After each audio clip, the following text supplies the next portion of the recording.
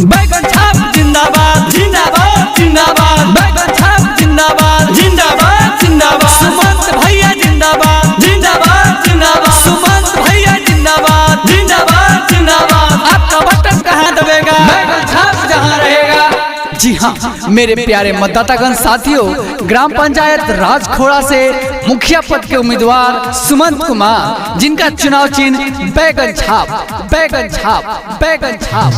सुनाए चाचा सुनाए भैया, सुमंत भैया जिंदाबाद जिंदाबाद जिंदाबाद। सुनाए चाचा सुनाए भैया, मुखिया में खड़ा बारे सुमंत भैया।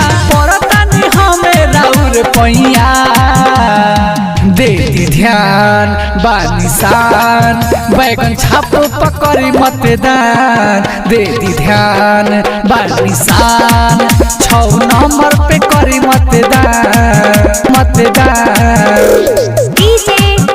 जी हाँ आपने सही सुना, बैगन छाप। जी हाँ क्रम संख्या 6 पे नीला बटन दबा करके भाई सुमंत कुमार को भारी से भारी मतों से विजयी बनाएं। जी हाँ भाई सुमंत कुमार, जिनका चुनाव चिन्ह बैगन छाप। 5 साल जे ओके देखनी भइला काम कौन पूरा हो, एक बार जे मौका दी होई सपना पूरा हो। 5 साल जे ओके देखनी भइला काम कौन पूरा हो, एक बार जे मौका दी होई सपना पूरा हो। रउए लोगन पे आस बा, हाथ जोड़ के विश्वास बा। परतानी हमें राउर पैया, देती ध्यान बानिसान, बैगन छाप पकड़ मतदान। देती ध्यान बानिसान, 6 नंबर पे करी मतदान मतदान।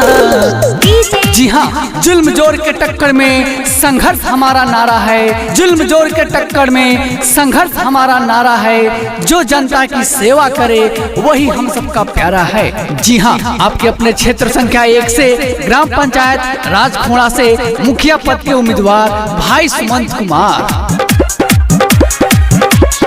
शिक्षित उम्मीदवार जनता खोड़ा पंचायत में आई है, गरीबवन के दुख मिटा के सबके हंसाई है।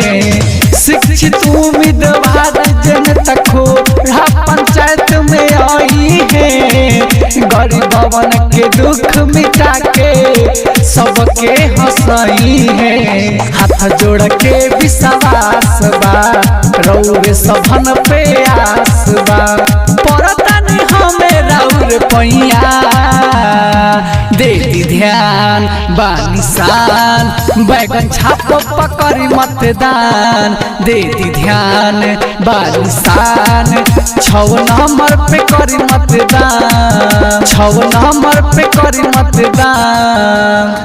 प्रचार के लिए 87 57 87 07 84।